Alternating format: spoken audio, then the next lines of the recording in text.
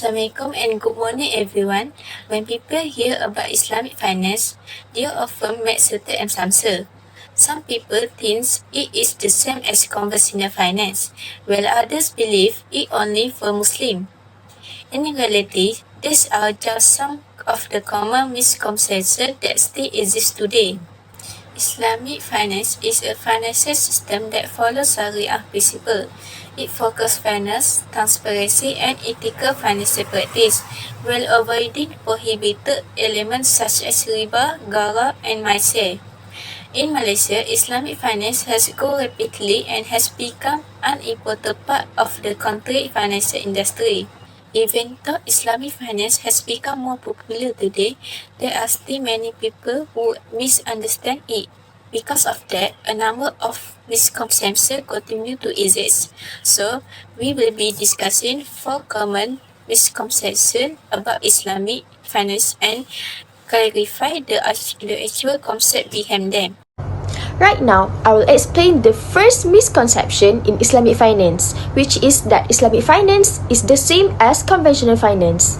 Many people believe that Islamic finance and conventional finance are basically identical because the monthly payments often look similar.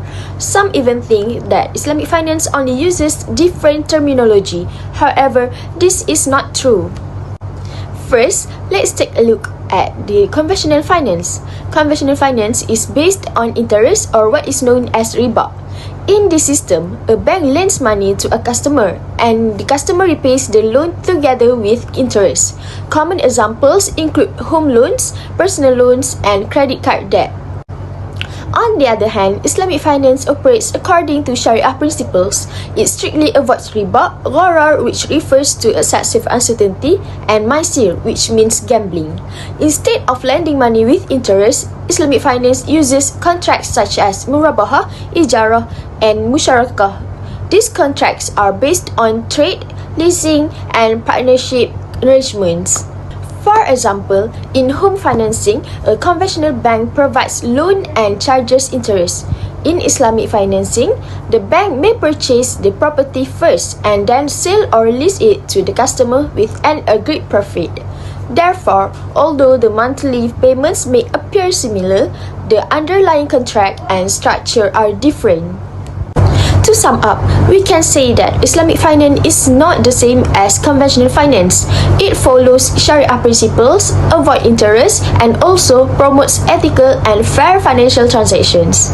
I'm going to tell you about the second misconception, which is that Islamic banking is only for Muslims.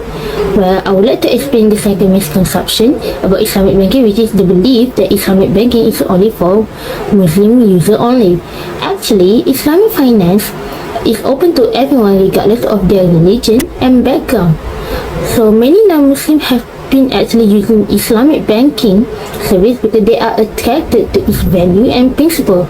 Islamic banking focuses on more fairness, transparency, and ethical investment. This means the system avoids unfair practice, hidden charges, and investment that may harm society, such as gambling and alcohol-related business. In Malaysia, many well-known Islamic banks serve both Muslim and non-Muslim. For example, Maybank Islamic, Bank Islam, Malaysia, and CIMB Islamic. This bank provide various services such as saving account and financing and investment product that can benefit all the customer. In conclusion, Islamic banking is not limited to Muslim only. It is a financial system that promotes ethical and fair banking practice for everyone. Next, I would like to talk about the third conception, which is Islamic finance has no risk. A common misconception about Islamic finance is that it is completely risk-free because it follows Islamic principles. However, this is not true. While Islamic finance avoids prohibited elements such as riba, gharar, and maisir, it still involves various types of financial risk. Islamic finance is not a risk-free financial system. The main difference is that risks are managed according to the Sharia principle. Islamic finance prohibits the interest, excessive uncertainty, and gambling, but it does not eliminate all the financial risks. Just like conventional finance, Islamic finance is exposed to the several types of risk. First is investment risk, where an investment may lose value and result in losses. Second is default risk, which occurs when a customer fails to make the payments as agreed. Third is the market risk, where the changes in economic conditions or market prices can affect the value of investments and assets. For example, suppose an individual invests 1,000 in an Islamic unit trust fund. If the market performs poorly, the value of the investment may decrease.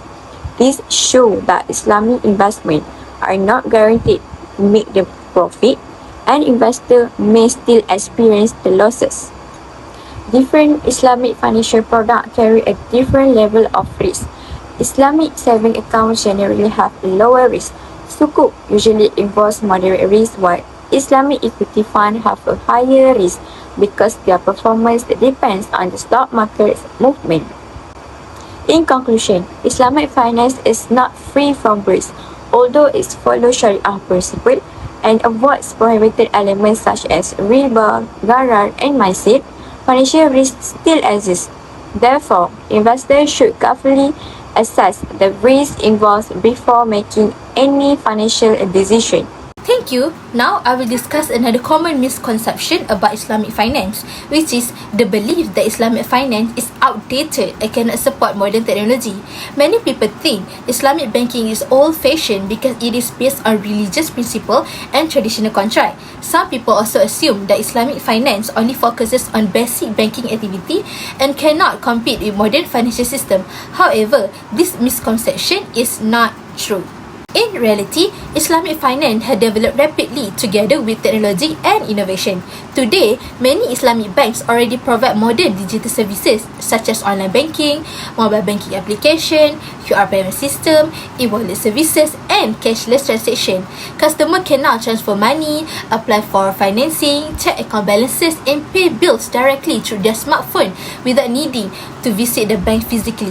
In Malaysia, Islamic banks such as Maybank Islamic, Bank Islam Malaysia, and CIMB Islamic already use advanced digital banking systems that are similar to conventional bank. This clearly proves that Islamic finance is capable of adapting to technological advancements. Besides that, Islamic finance is also involved in fintech innovation. Fintech refers to financial technology that helps improve financial services and make transaction more efficient. So for example, Islamic financial institutions today are exploring technology such as blockchain, artificial intelligence, peer-to-peer financing, and tokenized sukuk. So according to the Bank Islam Malaysia 2025, the group institutional banking ranked 5th in the Bloomberg League table for Malaysia Ringgit Islamic Sukuk, which proved that Islamic banks are on par with conventional bank in technology and innovation that will help increase transparency, efficiency, and security in financial transactions while still following Sharia principles. The development of digital Islamic finance also gives many positive impact to society. First, it makes banking services faster, easier, and more convenient for users. Other than that, Al-Shatter et al. 2022 explained that according to the Carter model, the loyalty of customers in Islamic banks are most influenced by the bank's compliance, assurance, and empathy. So this shows that Islamic bank not only make it easier and accessible for us, but also provide top-notch service quality and reliable communication. Second, it helps younger generation become more interested in Islamic bank because most financial services cannot be accessed digitally through mobile application. So for example, Islamic bank like Bank Islam have BIMB, Maybank came out with Maybank to You, and many more banks today provide online banking services for their customers to easy to easily access their services anytime and anywhere. Third, digital Islamic finance can support financial inclusion by helping rural communities and small businesses access financial services more easily. However, public understanding about Islamic financial technology is still limited. Many people still believe that Islamic finance cannot survive in a modern digital economy. So therefore, banks, universities and financial institutions should organize more awareness programs and educational campaigns to improve public understanding about modern Islamic finance and financial technology. So in conclusion, Islamic finance is not outdated. Islamic finance continues to grow together with modern technology while maintaining ethical and Sharia compliance principles. So this proves that Islamic finance is able to remain relevant and competitive in today's digital economy. Thank you. That's all from me. After looking at these 4 misconceptions, we can see that some common beliefs about Islamic finance are actually not true. It's not simple conventional finance with Islamic label. It operates based on Sharia principle and focus on fairness and ethical financial practice. You also learned that Islamic banking is open to everyone, not only Muslim. In addition, Islamic finance is not risk-free, as every financial activity involves certain risks. Finally, Islamic finance has evolved with the time by using technology such as digital banking, fintech application, and cashless payment system.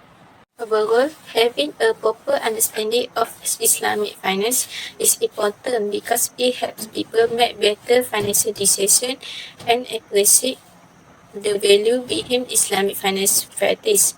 We hope this can help people understand Islamic finance better and increase awareness about its importance in Malaysia.